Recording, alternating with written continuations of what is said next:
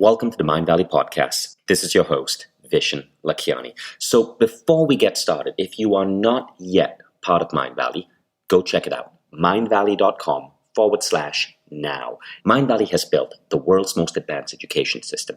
We have assembled some of the world's greatest thinkers in every aspect of truly experiencing life as a human being, from starting businesses to creating advanced health, to creating the most remarkable relationships, to being a better mom and dad, to being more in control of your habits, your behaviors, your character, to going into deep spiritual skills, advanced meditation abilities.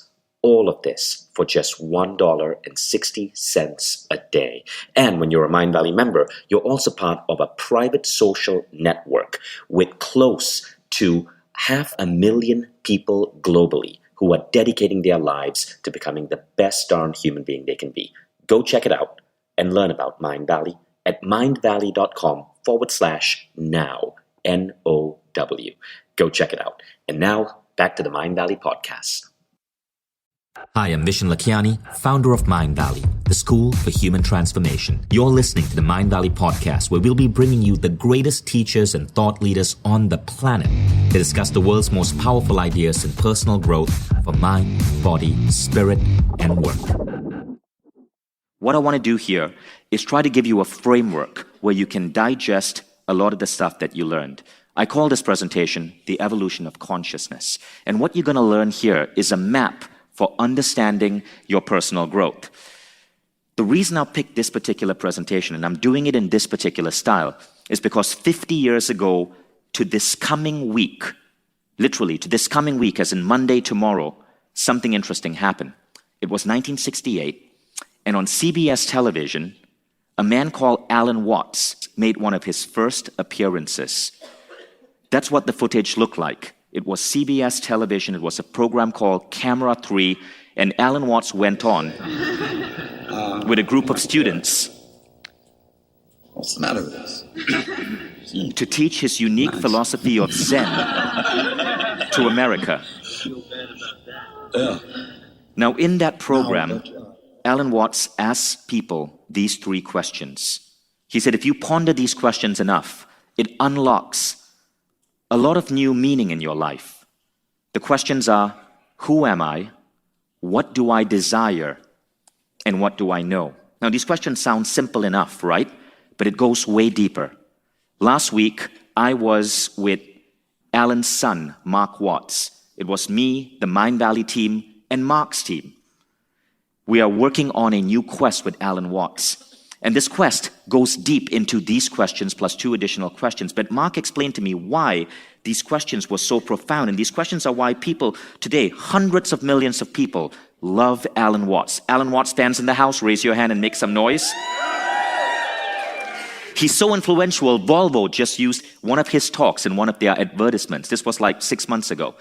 Now, the reason these questions are important, according to Mark Watts, is that there's a Sanskrit term called upaya. And upaya really means to get back in flow. So Mark explained it this way. He says, imagine in India, there's this wild river flowing, and the boatmen there know exactly where to aim their boat so that when they take off from their part of the bank, they can gently navigate through the flow of the river, through all the rocks and danger points, and hit the opposite bank. That is upaya. It's being pointed in the right direction so that no matter how dangerous the rapids are or whatever rocks come in the way, you end up going to where you want to go. And he said these 5 questions are like upaya for your soul, for your mind. When you truly, truly, truly reflect and answer these 5 Zen questions, no matter what crap comes your way, you know how to navigate that and get back to flow. You guys get me? Yes. So, now let's take what Alan Watts was speaking about and connect it with a model that you guys know as Mind Valley students. And that is the model from my book, The Code of the Extraordinary Mind, where I talk about the 4 different levels of evolution. Because as I was there listening to Mark, I realized that those 3 questions, you would answer them differently depending on where you are in this particular model of conscious evolution. So first, let me explain this model. This model basically says that at each level of your conscious evolution, you react to the world and shape the world in different ways. So let's go deeper, right? Many people in the world today, the majority of human beings exist at level 1. They are living in what we call the culturescape. And at this level, the world happens to them. But at a certain point, people start questioning, they start waking up, they go to level 2. I call that the awakening. This is where they realize that you can choose certain experiences in the world. Now, when you do that enough, you go to level 3. Level 3 is called recoding yourself. This is where you realize that, wait a minute, the world isn't just outside you, the world is inside you as well. And you start paying attention to your inner world. As soon as you start going within, this opens you up to level 4. And level 4 is where I say you really start becoming extraordinary. Level 4 is where an important shift happens that completely transforms how you live your life. And it puts you in perhaps what could be the 1 to 5% of human beings in the world today who are truly fulfilled, happy, and giving back. We'll explore that in a moment. First, let's look at the 3 questions, right? Who am I? What do I desire? What do I know? Who am I? What do I desire? What do I know? And in each of these levels, we're going to ask these 3 questions. And I'm going to show you a couple of things that connects what Alan said to modern science, modern philosophers, and many of our teachers here at Mind Valley. Let's start with level 1, the culturescape. So the culturescape is that tangled web of rituals, of beliefs, of ideas that come from culture. Whether you live in a tribe in some developing part of the world, or you live in a modern tribe, such as a corporation, all of us are part of this culturescape. In other words, the world that we exist in is really a world that is happening cognitively in our minds based on beliefs, rituals, culture, social indoctrination, and what our mom and our dad and our media and our priest and our teachers and our preachers tell us to be, do, and think. That's the culturescape. But we don't see that because like a fish swimming in water, we don't realize that the rules in which we live life are not necessarily true for everyone else. They're only true for us because of our conditioning. Now, the problem with this culturescape is that many people believe it's real, and thus they become a victim of the culturescape. The things that happen to them, a breakup, a business failure, being hospitalized, severely influence them. The world happens to them. Now, the interesting thing is, Alan Watts said, none of this stuff is real. In fact, there's a famous lecture by Alan Watts. I'm going to play you a minute of that, where he says this: there is no such thing as a thing. 9 to 5 is a thing. No such thing. Marriage, religion, God, mindfulness, none of these exist. They are simply ideas in our head. Listen to Alan explain it in his cool accent. And so what I would call a kind of a basic problem we've got to go through first is to understand that there are no such things as things. That is to say, separate things or separate events. That is only a way of talking. And if you can understand this, you're going to have no further problems. I once asked a group of high school children, what do you mean by a thing? And first of all, they gave me all sorts of synonyms. They said it's an object, which is simply another word for a thing. It doesn't tell you anything about what you mean by a thing. And finally, a very smart girl from Italy who was in the group said a thing is a noun. And she was quite right. A noun isn't a part of nature, it's a part of speech. There are no nouns in the physical world. There are no separate things in the physical world either. See, the physical world is wiggly. The clouds, mountains, trees, people are all wiggly. And only when human beings get working at things, they build buildings in straight lines and try and make out that the world isn't really wiggly. But here are we sitting in this room all built on straight lines, but each one of us is as wiggly as all get out. So there's no such thing as a thing. Think about it. Everything that we often label a thing only exists because it is a noun in our heads. Now, this sounds philosophical, right? But what if modern science is now saying that's true? I want to introduce you to a really fascinating idea. So, let me explain it this way. Our ears hear the sounds of the world around us, right? We hear the sounds outside us. But what if we could hear the sounds inside our body? Now, if you could hear the sounds inside your body, it would be really, really, really messy. You'd hear your heartbeat, you'd hear your lungs breathing, you'd hear your hormones going in all directions, you'd hear blood flowing through your body, you might hear your kidneys doing what kidneys do, and your liver doing what livers do, and your stomach juices churning. It would be messy, and you wouldn't be able to concentrate on anything else. And so how do we evolve? We evolve to listen to what's going on outside, but not to listen to what's going on inside. Or do we? Because one, scientists suggest that we do listen to what's going on inside. We just don't hear it as sounds. We hear it as emotion. Your emotions are governed by what's going on inside you.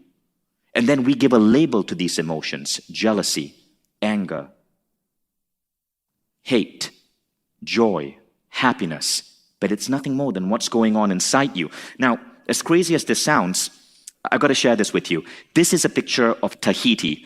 In Tahitian culture, there is no word for sadness. In fact, there's a famous book called On Emotions by a scientist called Lisa Feldman Barrett. And she says in our culture, meaning the US culture, we have sadness. But in Tahitian culture, they don't have that. Instead, they have a word whose closest translation would be the kind of fatigue you feel when you have the flu. Imagine that. There is no sadness. Now, what she's saying is even deeper than this. What she's saying is that emotions are not a thing. Just as Alan Watts said, emotions are not a thing. In fact, there are only 4 different emotions. There is unpleasant, pleasant, arousal, or calm. Arousal, calm, pleasant, unpleasant. And everything we feel in the world that we give a label to is really the intersection of these 4 basic emotions, which are based on the chemistry going on in our body. So check this out.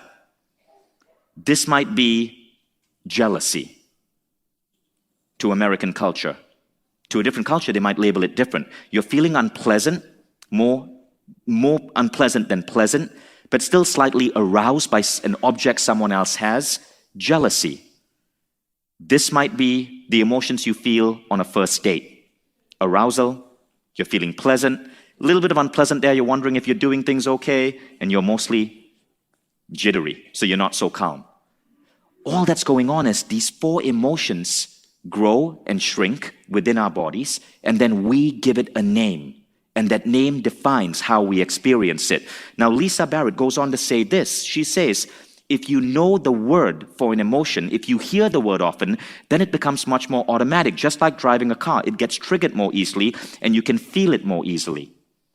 In short, would we experience jealousy if there was no English word for jealousy? Would we experience hate if there was no word for hate? It's an interesting question to ask ourselves.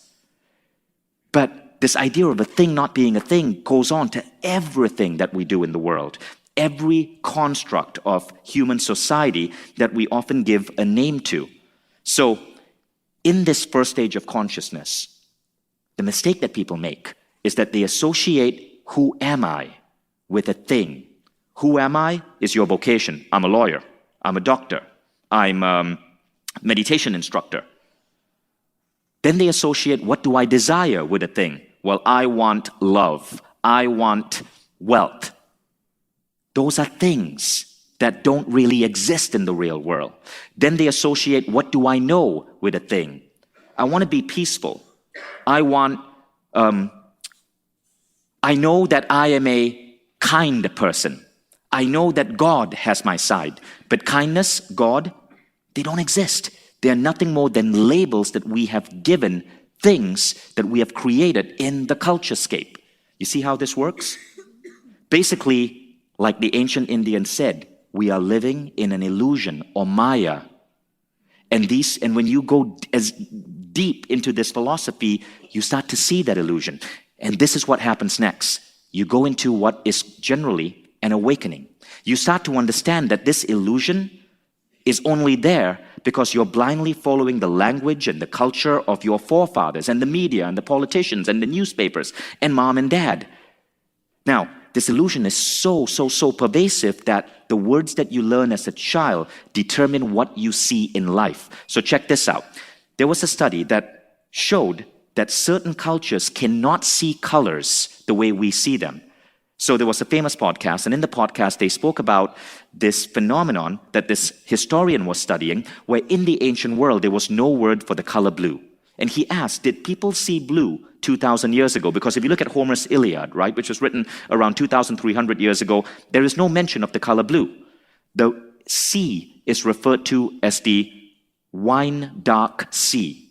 No mention of blue. You look at ancient Chinese texts, no mention of blue. So does blue exist? So he wanted to figure this out. So he went to this tribe called the Himba tribe in Namibia, and he showed them this television screen with these green squares. And can you see the blue square?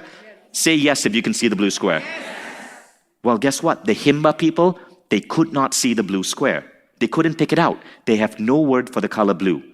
But they have over a dozen words for the color green. So when he showed the Himba people this slide, they could instantly see which square was a slightly off shade of green. Can you guys see the square with the off shade of green? I like how you flip-flop, right? Yes, no.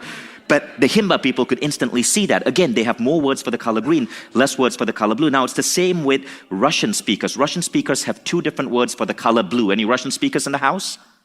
Okay, what is shout out the two Russian words for the color blue? Sini and igolobloy. Something and something. But Russians have two words for the color blue. Scientists show that Russians are 5% better at identifying shades of blue than Americans and other English speakers, right? So the words we get used to govern what we see in the world, which raises the question, bad emotions that we feel, are we simply feeling them because our parents gave that emotion a name? Do you really see something if you don't have a word for it? Now, when you start understanding this, you start to see that we exist in a world that is filled with bullshit rules or brules. And these rules govern so many things about how life is meant to work. And so I want to introduce you to another Zen philosopher. This guy has a different take on it. And his take allowed him to do some really amazing things in the world. Listen to this Zen philosopher. When you grow up, you tend to get told that the world is the way it is, and your life is just to live your life inside the world, try not to bash into the walls too much, try to have a nice family life, have fun, save a little money. That's a very limited life. Life can be much broader once you discover one simple fact, and that is everything around you that you call life was made up by people that were no smarter than you. And you can change it. You can influence it. You can build your own things that other people can use. Once you learn that, you'll never be the same again. You guys know who that Zen philosopher is? Scream it out, right? That Zen philosopher so questioned the walls, the artificial walls of the world around us, he went to create things that you guys now carry in your pants, such as the iPhone, right? But the interesting thing is, look, listen to what he said. He said, you are told not to bash into the walls too much. But pretty soon you realize that all of these rules were made up by people no smarter than you, and you can question them, you can challenge them, you can build your own things that people can use. And that's where, at this stage of awakening, questioning starts entering your mind. But we are so trained as a culture to not question. How many of you here as kids, when you ask questions, you know how kids go, they're like, why? And your parents are always going to say, because I told you so. And so we're trained to not ask these questions.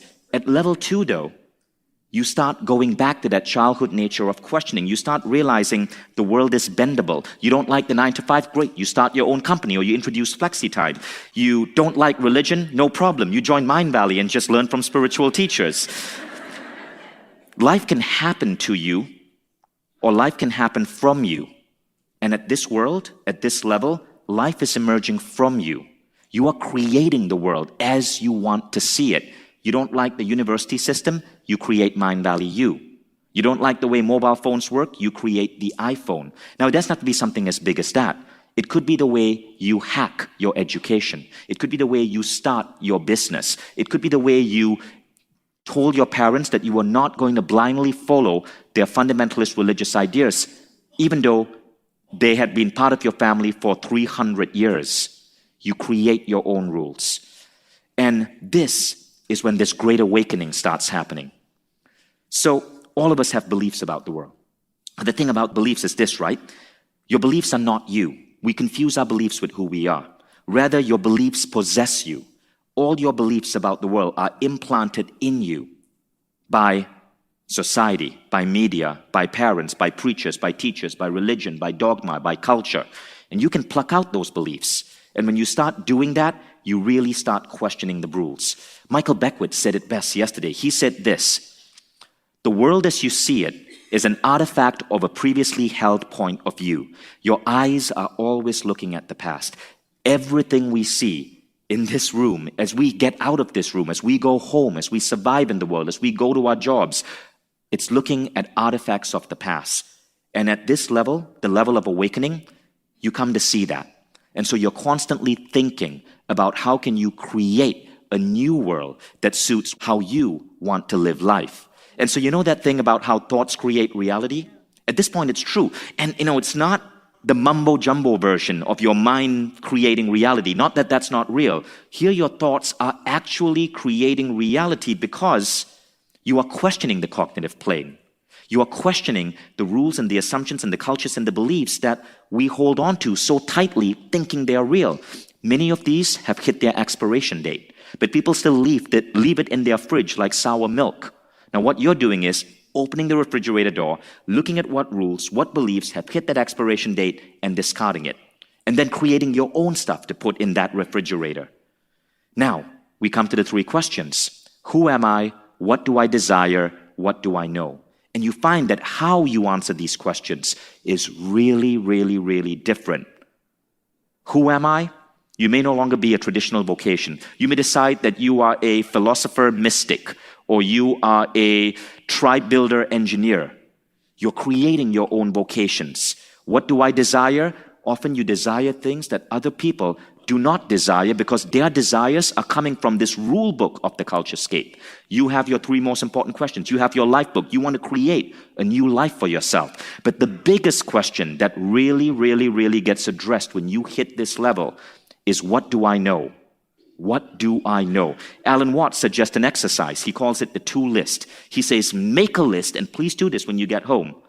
Make a list of everything that you know because you experienced it. And then make a list of everything that you know because someone told you it was true. It's a really interesting exercise because pretty soon you understand that so many things that you think are true are only true because someone told you they were true. Somebody told you that you need to own a car. Somebody told you that you need to send your kids to school. Somebody told you that your body is going to be prone to aging. Somebody told you that obesity was in your genetics. What is it that you know that is true because you experienced it directly? And what do you know is true because you were programmed and you had a belief installed in you? That is level 2.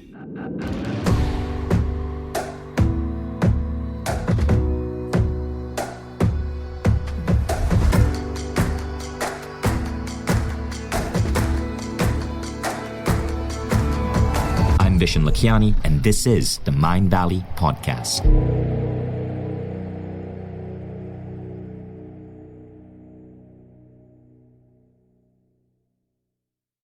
By the way, some of you might be wondering about Mind Valley membership. We just upgraded our membership. Now at Mind Valley membership, you don't just get programs that transform your life.